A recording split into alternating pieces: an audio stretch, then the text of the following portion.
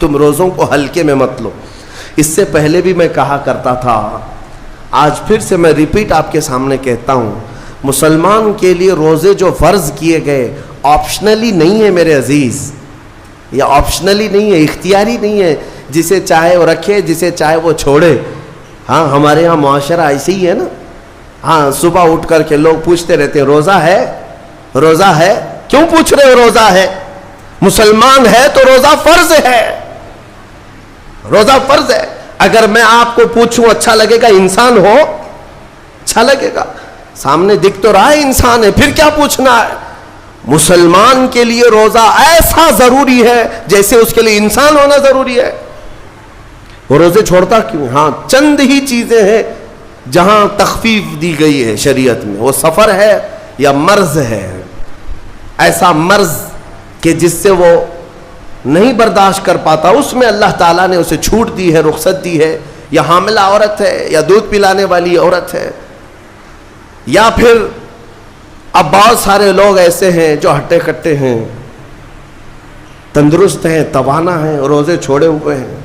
میرے عزیز, سب ہونے کے بعد اگر روزہ چھوڑنے کی کسی کو رخصت ہے نا, تو وہ صرف ان عورتوں کو جن کی ماہواری آتی ہے مہینے میں یا بچے کے بعد, حیض و نفاس والی عورتوں کے لیے روزہ نہیں ہے. تو میں ان لوگوں سے پوچھتا ہوں, کیا تمہاری بھی ایسی کیفیت ہے جو تم روزہ چھوڑے گھوم رہے ہو؟ ناپاک ہو, ناپاکی آئی ہے؟ نہیں ہے تو پھر کیوں روزہ چھوڑتے ہو؟ ایک روزے کو چھوڑنے کی سزا حدیث میں بتائی گئی 900 سال دوزخ میں رکھا جائے گا. 900 سال. اب کیلکولیٹ کرو, اگر تمہاری زندگی کے روزے قضا ہیں تو کتنے 100 سال جائیں گے.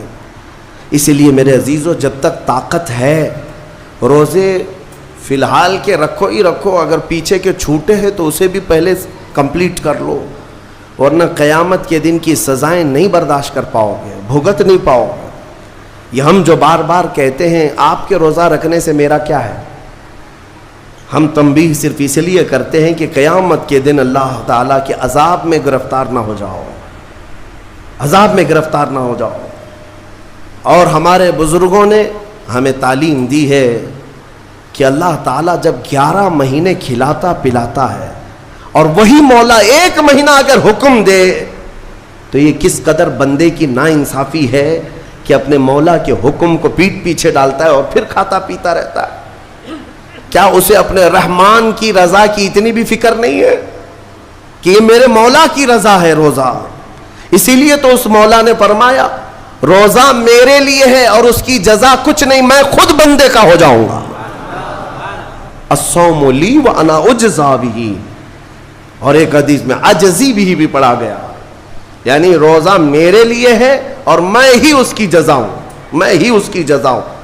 مطلب یہ ہے کہ دوسرے اعمال کی جزا میں جنت ہے, محلات ہے, الگ الگ ثواب ہے, لیکن روزے کے متعلق مولا نے فرمایا میں خود ہی اس کی جزا ہوں. تجھ سے تجھی کو مانگ کر مانگ لی ساری کائنات, جس کا خدا ہو گیا اس کی ساری کائنات. میرے عزیزوں, اللہ تبارک و تعالیٰ اگر کسی بندے کا ہے تو پھر اس کے کیا کہنے. اچھا, ایک اور اس میں حکمت یہ ہے, روزہ جو رکھا جاتا ہے یہ بندے اور اللہ کے بیچ کا راز ہے, دوسرے کسی کو پتہ نہیں. میرا روزہ آپ کو نہیں معلوم, آپ کا روزہ مجھے نہیں معلوم. چہرہ دیکھ کر کے کچھ بھی کہا جا سکتا ہے. ہاں, چہرہ دیکھ کر کسی کا روزہ پتہ چلے گا. آپ کل سحری کر کے نیت کر کے روزے سے آئے ہیں, کسی کی پیشانی پہ تو لکھا نہیں ہے کہ یہ روزے دار ہے.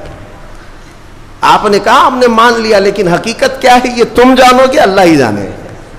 بہت سارے تمہارے پاس موقع ایسے آتے ہیں جب ایک ایک گھونٹ نگل سکتے ہو, وضو کے بیچ میں, غسل کے بیچ میں, جب کوئی نہ دیکھ رہا ہو تب چٹکیاں لے کر اندر ڈال سکتے ہو, کوئی نہ دیکھ رہا ہو. لیکن بندے اور مولا کے درمیان کا ایک راز ہے روزہ.